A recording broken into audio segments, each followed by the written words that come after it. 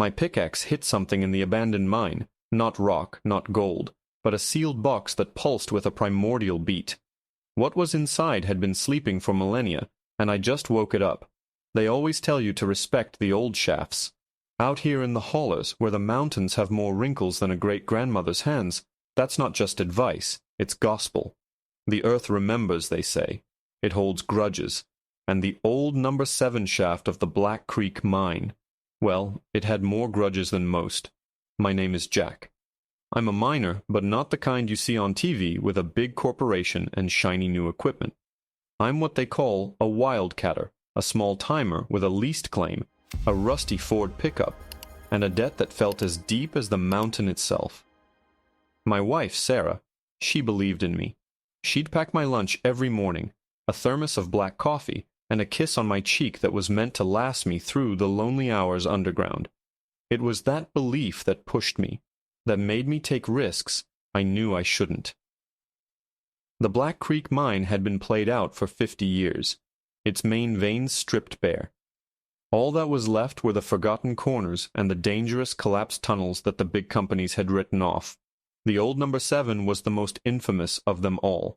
Back in 28, it had collapsed in a disaster they still whispered about in the one-pump gas station down in town. The Whispering Collapse, they called it, because for days afterward, rescuers swore they could hear faint whispers coming from deep within the rock, even though they knew no one could have survived. They sealed it with a 2-ton concrete cap and a prayer. And that was that. I had no intention of trying to break that seal.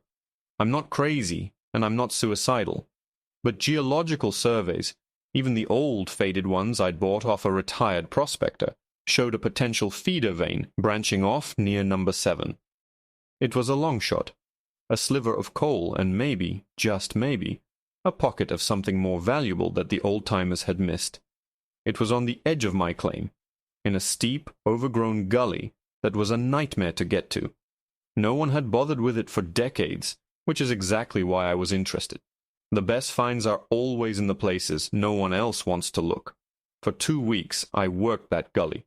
It was back-breaking, soul-crushing labor. Just me, my pickaxe, a shovel, and the constant, oppressive silence of the woods. The only sounds were my own ragged breaths, the rhythmic chink, chink, thud of my tools, and the unnerving rustle of things I couldn't see in the undergrowth. The air near the old shaft felt different, heavier, colder. It smelled of damp earth, yes, but also of something else, something metallic and sour, like old blood or ozone after a lightning strike. I told myself it was just bad air seeping through fissures from the sealed tunnel. I had to believe that. It was on a Tuesday, I remember, because Sarah had packed me an extra slice of her apple pie. The sky was the color of a fresh bruise, threatening a storm. I was about 30 yards from the concrete cap of number 7, digging a test pit along a rock face that just felt promising. The ground was tough, a tangle of ancient roots and shale. For hours it was the same story. Dig, pry, curse, repeat. My arms burned, my back screamed, and the glimmer of hope I started each day with was fading into a dull, familiar ache of disappointment. Then it happened. I swung my pickaxe, expecting the familiar grating chink of steel on stone. Instead, I heard a deep, resonant thunk. It was a sound so out of place, so wrong that I froze mid-swing. It wasn't rock, it wasn't wood. It was a dead, hollow sound, like striking a submerged iron bell. My heart started hammering against my ribs, a frantic drumbeat against the sudden silence. Gold fever, they call it. That sudden, electrifying rush that makes you forget you're tired, you're hungry, you're alone on the side of a haunted mountain. I dropped to my knees and started clawing at the dirt with my bare hands. The soil was dark and greasy. Underneath, my fingers brushed against something cold, colder than the earth, colder than it had any right to be.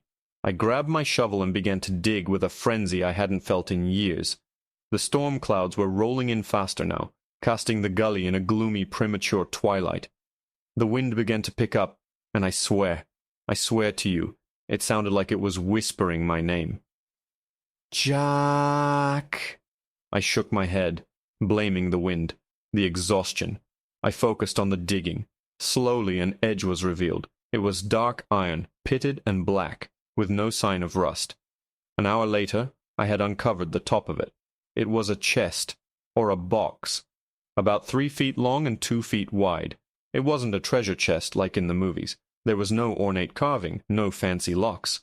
It was brutally utilitarian, bound with thick straps of the same black, unrusted metal. And covering its surface, barely visible under the grime, were symbols. They weren't letters, not any I recognized. They were jagged, geometric shapes, some like twisted stars, others like broken circles. They made my eyes hurt to look at them. The thing was wedged tight under a massive petrified root from an ancient oak. It took me another 2 hours with a pry bar, and every ounce of my strength to get it free. By the time I finally dragged it out of the hole, the first fat drops of rain were starting to fall. The box was unbelievably heavy, far heavier than it should have been for its size. I knelt before it, my breath coming in ragged gasps, my knuckles raw and bleeding. There was no lock, no hinges that I could see. The lid seemed to be fused to the body of the chest, a single seamless piece of metal. How was it meant to be open? I ran my hands over the strange symbols, and the metal felt wrong. It seemed to suck the warmth right out of my fingertips, leaving them numb and tingling. There was a faint vibration coming from it, a low, barely perceptible hum that I felt more in my bones than heard with my ears. Driven by a mix of greed and a terrifying curiosity, I decided to try and force it. I took my pickaxe, wedged the tip into the faint line where the lid met the box, and put all my weight on it. The metal groaned, a low, agonizing sound like a dying animal. The seam widened by a fraction of an inch. A smell wafted out. It was foul, a thick, cloying stench of stagnant water, decay, and something else, something sickly sweet, like rotting flowers. I gagged, stumbling back. My head swam. This wasn't gold. This wasn't some long-lost payroll. This was something else entirely. My survival instinct, the one that had kept me alive in tight spaces and bad air for 15 years, was screaming at me. Leave it. Bury it again. Run. But I couldn't. I had to know. I gripped the sides of the heavy box, my mind racing. What could be inside? I lifted it an inch or two off the ground and gave it a hard shake. I was expecting the jangle of coins, the clatter of jewels, or maybe just the dull thud of old papers. But the sound I heard turned my blood to ice. It wasn't a rattle, it wasn't a clank. It was a soft, heavy, and distinctly wet sound. A thick, muffled slosh, followed by a gentle thump against the inside wall, like something organic had just shifted inside. My hands flew back from the box as if it had burned me. I scrambled backward, crab-walking through the mud and wet leaves. My eyes locked on the inert black shape. The sound echoed in my mind. Slosh. Thump. It was the sound of a dead weight in liquid, the sound of a side of beef being dropped into a vat. My mind, feverish and terrified, supplied the images. A severed head, preserved in formaldehyde. A dismembered body packed in brine. The old stories about the number 7 shaft, the whispers, the missing men from decades ago. They all came rushing back, not as local folklore, but as a plausible, horrifying explanation. The rain was coming down harder now, cold and relentless, plastering my thin workshirt to my skin. The wind howled through the gully, and the whispering I'd heard before was no longer subtle. It was a cacophony now, dozens of voices tangled together, carried on the gale. They weren't saying my name anymore. They were pleading, or maybe they were warning me, I couldn't tell. Every instinct screamed at me to run, to get in my truck, drive away, and never look back. Forget the debt, forget the claim. Leave the mountain to its secrets. But I couldn't. I was pinned there by a force more powerful than fear. Obsession. What was inside? The question had taken root in my soul, and it was a poisonous, thorny thing. I had to know, even if it was the last thing I ever knew. "It's just water," I said aloud, my voice hoarse and unconvincing. Rainwater must have seeped in over the years. But I knew it was a lie. The box was seamless. I'd run my hands over every inch of it. Not a crack, not a pinhole. Whatever was inside was sealed in there deliberately. The thought of leaving it here was impossible. Someone else might find it. Or worse, whatever was inside would remain a mystery, tormenting me for the rest of my days. I had to take it with me. I had to get it open. With a groan that was part effort, part despair, I got to my feet. The journey back to my truck was a special kind of hell. The box seemed to fight me, its weight shifting at the worst possible moments, the sickening slosh from within a constant nauseating reminder of its contents. It snagged on roots. It dug into the slick mud. Twice I slipped and went down hard, the box landing with a muffled thud that sent a fresh wave of revulsion through me. All the while the forest watched. I could feel it. The trees seemed to lean in, their branches like skeletal fingers. The animals had gone silent. There were no birds, no squirrels, just the roar of the wind and the thumping of my own terrified heart. By the time I heaved it over the tailgate of my Ford, I was shaking from head to toe, drenched in sweat and rain. I threw an old tarp over it as if that could hide its wrongness, and slammed the tailgate shut. The drive home was a blur. The wipers fought a losing battle against the downpour. The truck's radio, which usually only got one crackly AM station, was a storm of static, punctuated by what sounded like snippets of voices speaking in a language I didn't recognize. I kept glancing in the rearview mirror, half expecting to see the tarp moving. When I pulled into my driveway, the lights of our small house were a beacon of warmth and sanity in the stormy twilight. Sarah opened the door before I was even out of the cab, her face etched with worry. "Jack, you're soaked to the bone. I was getting so worried." "Storm came up fast," I mumbled, trying to keep my teeth from chattering. "Just need to unload some gear." I couldn't look her in the eye. I felt like I was tracking something vile into our life, a contamination I couldn't wash off. She nodded, her trust in me so complete it felt like a physical blow. "Well, hurry in. Supper's hot." I waited until she was back inside before I dealt with the box. I got it into my workshop, a detached cinder-block garage that smelled of oil, sawdust, and honest work. It was my sanctuary. But as I set the box down on the concrete floor, it felt like I had just placed a viper in a nursery. The air in the garage immediately felt colder, the familiar smells overpowered by that faint, foul odor of rot and ozone. The single bare bulb hanging from the rafters seemed to flicker, casting long dancing shadows that played tricks on my eyes. I stood there for a long time just staring at it. Supper could wait. Sleep could wait. My entire life, it seemed, was on hold until I knew what was in that box. My miner's instincts, the ones that had been screaming danger, were now being drowned out by a primal, irresistible curiosity. I had to open it. Now. My pickaxe had failed. A sledgehammer would probably just dent the strange metal. I needed something more persuasive. My eyes fell on the angle grinder hanging on the wall. Its cutting discs could slice through hardened steel. Surely they could handle this.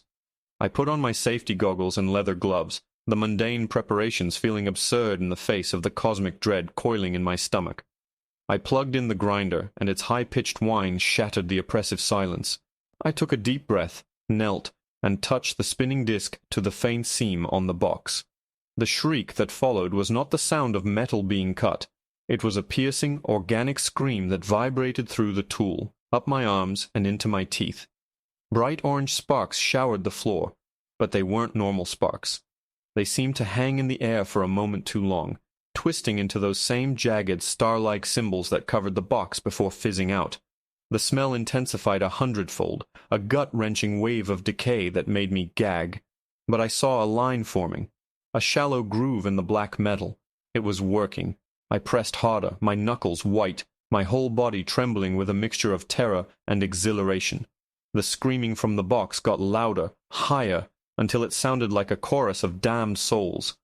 The light bulb overhead flickered violently, and then burst, plunging the garage into darkness, lit only by the hellish shower of screaming sparks.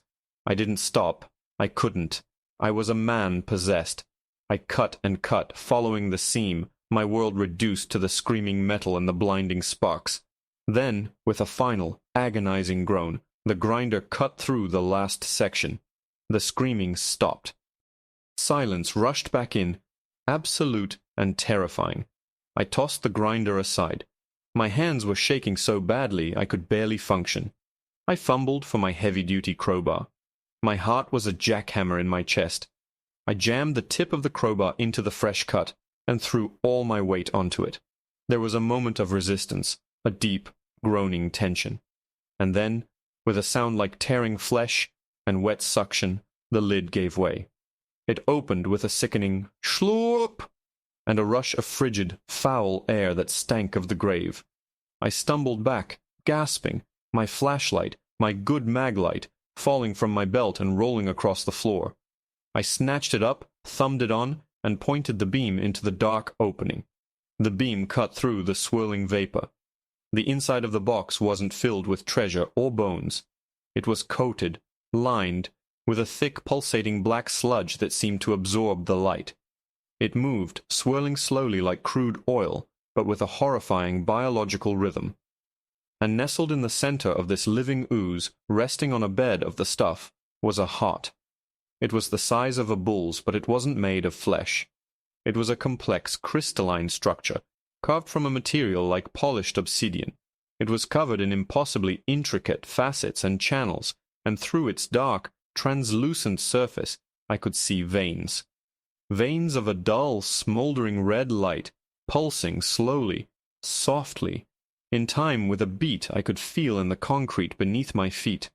I stood frozen, unable to scream, unable to breathe, my mind utterly broken by the sight. And as my flashlight beam held steady on the impossible organ, one of the largest red veins running through its center suddenly flashed with a brilliant, blinding crimson light. A voice, clear as a church bell and ancient as the mountain, spoke. It wasn't in the garage, it was inside my head, and it said one word: "Awake." And the word echoed in the chambers of my skull, not as a sound, but as a pure concept, a thunderclap of understanding that bypassed my ears entirely. Awake. It wasn't a question. It wasn't a statement. It was a declaration of existence, a cosmic announcement that made the foundations of my reality tremble. The garage, the storm, my own name, it all seemed to shrink, becoming small and insignificant in the face of that one resonant word. The light in the crystal heart pulsed again, brighter this time. The red veins running through it began to glow with a steady, baleful rhythm, like the embers of a dying star being fanned back to life. The black ooze in the box began to stir, swirling faster, forming ripples and eddies that lapped against the strange organ. The air in the garage grew thick and heavy, charged with an energy that made the hairs on my arms stand on end. That low hum I'd felt earlier was now a deep, resonant thrumming that vibrated up through the soles of my boots, a bass note that seemed to be shaking the very atoms of the world. My paralysis broke. A raw animal scream tore itself from my throat as I scrambled backward, tripping over my own feet and crashing into a workbench. Tools clattered to the floor, the mundane sounds a bizarre counterpoint to the impossible scene unfolding before me. I crab-walked away, pushing myself with my heels, my eyes still locked on the box. I couldn't look away.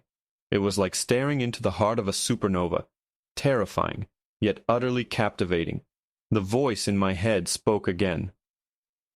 Hungry. This time the word was accompanied by a feeling, a sensation of ancient, bottomless, soul-crushing emptiness. It was a hunger that had nothing to do with food, a void that had been waiting for eons to be filled. I felt it as my own, a phantom ache in my own belly, a gnawing need that was so profound it made me nauseous. The black sludge began to rise up the sides of the box, its tendrils reaching, questing. "What are you?" "Us," I whispered, the words barely audible over the chattering of my own teeth. "We are the sleepers, the echoes of the first rock, the memory of the silent dark before the sun. We are the reason you fear the deep places of the earth." The words flowed into my mind like ink into water, staining my thoughts with a primordial dread. This wasn't an alien. It wasn't a demon from some storybook. It was something older, something elemental, something that had been here long before the first fern had pushed its way through the soil and had been waiting, patiently, in its seamless prison. My mind reeled. The collapse of number 7 in 28. The whispering collapse. They hadn't been hearing the last echoes of dying men. They'd been hearing this. Had the miners back then broken into a cavern where another one of these things lay dormant? Had they woken it up, only to be consumed? The thought was so horrific I almost threw up. I had to close it. I had to put the lid back on and bury it deeper than hell. I surged to my feet, grabbing for the heavy, symbol-etched lid lying on the floor. My fingers brushed against the cold metal, and a jolt, like 1,000 volts of electricity, shot up my arm. Images flooded my brain, not my own memories, but a torrent of alien recollections. I saw worlds of black rock under crimson skies. I saw colossal, crystalline structures growing like forests. I saw beings made of shadow and light waging wars that shattered continents. And I saw this heart, this engine, being sealed in its iron prison and cast down, buried deep within a young molten world to wait. It was a seed of darkness. I screamed and ripped my hand away, stumbling back. The skin on my fingertips was red and raw, as if I'd touched a live power line. The heart in the box pulsed faster, its light growing more intense. The voice in my head became a chorus, 1,000 whispers speaking in unison. The vessel is weak. It will not hold us for long. We require structure. We require a voice. The black ooze sloshed over the side of the box, a single thick tendril landing on the concrete floor with a wet smack. It didn't just lie there. It began to move. It pulled itself forward, elongating like a slug, leaving a glistening, corrosive trail behind it. More tendrils followed, pouring out of the box in a slow, viscous tide. The sludge began to coalesce on the floor, piling on top of itself, mounding, rising. I was frozen in a state of pure, unadulterated terror. My legs wouldn't work. My lungs had forgotten how to draw breath. I could only watch as the formless black mass began to shape itself. It pulled in the dust and grime from the floor. It absorbed the scattered nuts and bolts my fall had sent skittering across the concrete. I saw a wrench, a heavy 12-inch crescent wrench, slide across the floor as if pulled by a magnet and disappear into the rising heap. There was a faint crunching sound, and the mound grew taller. It was building a body, a crude, temporary body.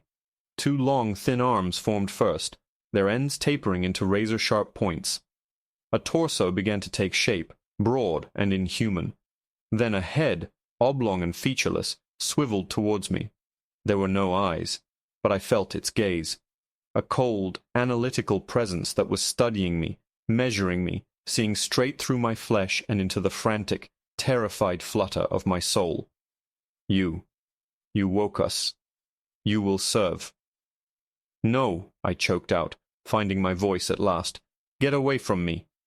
I fumbled on the workbench behind me, my hand closing around the cold, familiar weight of a 20-ounce framing hammer. It was a pathetic weapon against a nightmare, but it was all I had. I hefted it, my knuckles white. The creature took a step. It didn't have legs, not really. It just sort of slid its base forward, the movement both fluid and hideously unnatural. It was almost 7 feet tall now, a dripping, semi-solid silhouette of pure malevolence.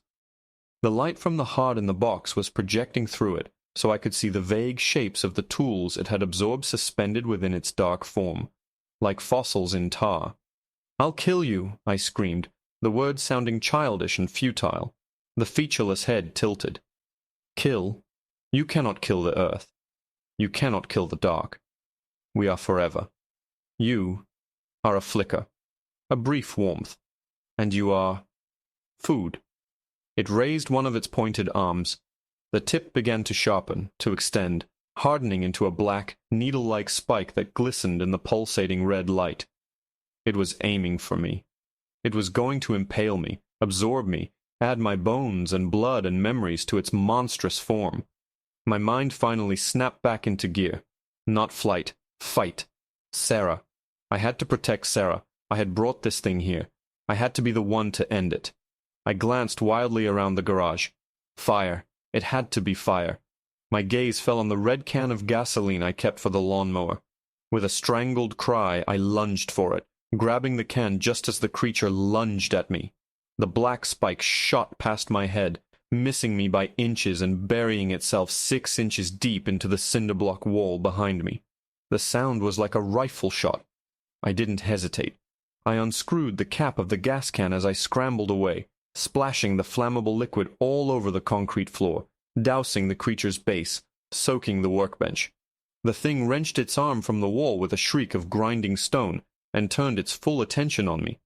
It was faster than I could have imagined. It surged across the floor, gliding through the puddle of gasoline as if it were water. I fumbled in my pocket for my lighter, the cheap plastic one I used for my emergency smokes.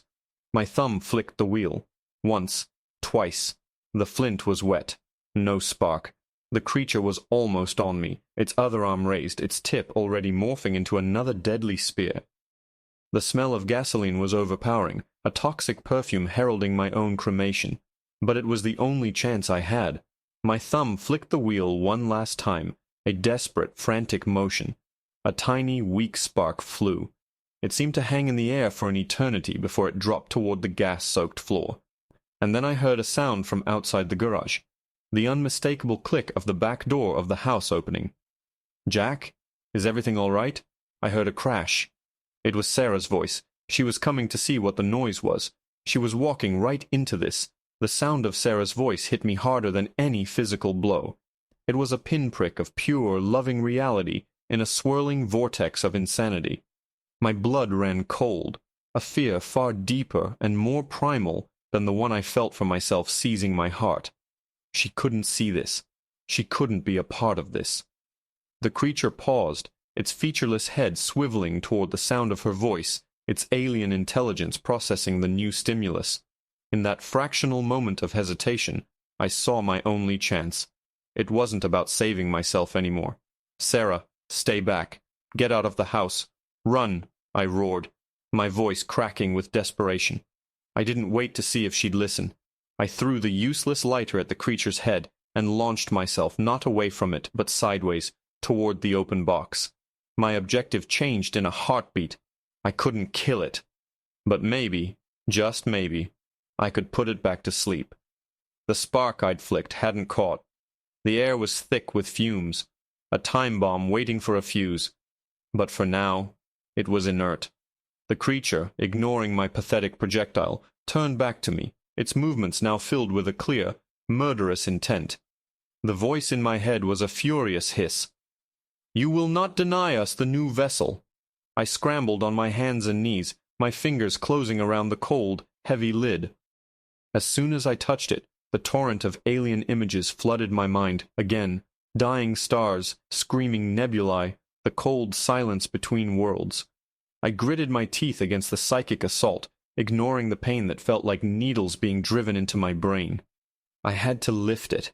I had to get it back on the box. Using the workbench for leverage, I heaved myself up, dragging the impossibly heavy lid with me. Every muscle in my back and arms screamed in protest. It felt like I was trying to lift a small car. The creature was coming for me, sliding across the gas-soaked floor with a terrifying speed. Its sharpened arm was raised like a scorpion's stinger, aimed right for my chest. Too late, little flicker. The feast begins. I wasn't going to make it. It would impale me before I could get the lid in place. I closed my eyes, a silent apology to Sarah on my lips. Then the world turned white. An ear-splitting whoomp shook the entire garage, throwing me off my feet. The gasoline fumes had found a spark. I slammed into the wall, the lid clattering from my grasp. For a second I was stunned, my ears ringing, my vision filled with dancing spots. I shook my head, trying to clear it, and looked up. The creature was engulfed in a column of roaring orange flame. It was writhing, thrashing in the inferno, and it was screaming, not with a physical voice, but with a psychic shriek that pierced my mind, a wave of pure, unadulterated agony and rage that made me want to claw my own ears off. The black sludge that formed its body was bubbling and popping, melting and running like hot tar, revealing the twisted metal skeletons of the tools it had absorbed. But it wasn't dying. The flames were hurting it, disorganizing it, but they weren't destroying it. Its form was destabilizing, but the core of its being, The heart in the box was untouched. It pulsed with a furious, incandescent red light, drawing the flaming sludge back toward it, trying to reform. And then I saw the spark. It hadn't come from my lighter. Standing in the doorway of the garage, her face pale and streaked with soot, was Sarah. In her hand was my emergency flare gun, the one I kept for breakdowns in the mountains. A thin trail of smoke still drifted from its barrel. She had heard me scream, had grabbed the first thing she could think of for defense, and had fired it into the gasoline-soaked air at the exact moment she saw that thing looming over me. Our eyes met across the roaring flames. Terror was written all over her face, but beneath it was a bedrock of pure, unyielding strength I had always known was there. "Jack!" she cried, her voice cutting through the roar. Her presence, her courage broke my paralysis. I couldn't let her sacrifice be for nothing. I scrambled back to the box. The heat was immense, scorching my skin, but I barely felt it. I grabbed the lid again.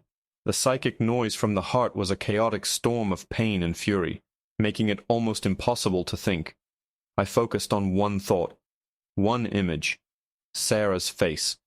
With a final desperate roar of effort, I lifted the lid and slammed it down onto the box. It didn't fit perfectly. The heat of the fire had warped the metal slightly. A sliver of angry red light still shone through the crack, and the psychic screaming continued. The flaming creature, its form now a barely coherent mound of bubbling sludge, seemed to sense what I was doing. It let out one final desperate shriek and launched itself through the air, not at me, but at the box. "No!" the voice screamed in my head. "We will not be caged again." I threw my entire body onto the lid, trying to hold it down as the burning mass splattered against it. The heat was unimaginable. My clothes began to smolder. The metal seared my hands even through my leather gloves. But as the creature's mass hit the box, it seemed to be pulled, siphoned, sucked back through the crack in the lid. A torrent of burning black ooze poured back into its prison with a sound like 1,000 snakes hissing. The psychic screaming reached an unbearable crescendo, and then, as the last of the sludge was drawn inside, there was a deep, resonant clang. The lid snapped shut, sealing itself with a finality that echoed in my very bones. The angry red light vanished. The voice in my head went silent. The garage was plunged into an eerie quiet, broken only by the crackle of the dying flames and my own ragged sobbing breaths. The fire was already starting to die down, having consumed most of the spilled fuel. I rolled off the box, my body a symphony of pain, and looked at Sarah. She was still standing in the doorway, the flare gun hanging limply by her side, her eyes wide with shock. We stared at each other for a long moment, two survivors on the shore of a nightmare. Then she ran to me, and we just held each other amidst the smoke and the wreckage of my workshop, my sanctuary that had so nearly become my tomb. We didn't speak for a long time. There were no words for what we had just seen. The next few hours were a blur. We put out the last of the embers with a garden hose. We didn't call the fire department. We didn't call the police. Who would we tell? What could we possibly say? We worked in silence, cleaning up the worst of the damage, our movements mechanical, our minds still reeling. The black box sat in the center of the floor, inert and silent. It was no longer humming. It was just a block of cold, dead iron. But we both knew it wasn't dead. It was sleeping, waiting. That night neither of us slept. We sat at the kitchen table, holding hands, watching the sun come up over the mountains that no longer looked like home. They looked like a cage. We made our decision without ever really needing to discuss it. We couldn't stay. We couldn't live in the shadow of that mountain, knowing what it held. We couldn't risk someone else, some other desperate wildcatter, stumbling upon that ancient evil. The next day, I rented a backhoe. I told the guy in town I was digging a new septic system. I dug a hole in the gully, not far from where I'd found the box. It was a 20-foot deep pit, straight down into the bedrock. Using the backhoe's arm and a set of heavy chains, Sarah and I together lowered the black box into the earth. It felt like burying a plague.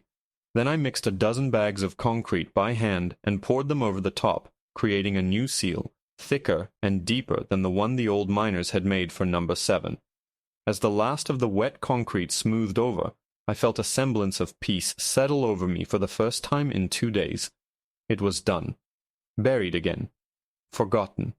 We sold the house and the claim for a fraction of what they were worth. We packed everything we owned into my old Ford truck and drove west, away from the wrinkled mountains and their slumbering grudges. We never looked back. Sometimes late at night, in a new town in a flatter, safer state, I still feel it. A faint echo in the back of my mind, a phantom sensation of a deep, resonant hunger, sleeping restlessly under tons of rock and concrete.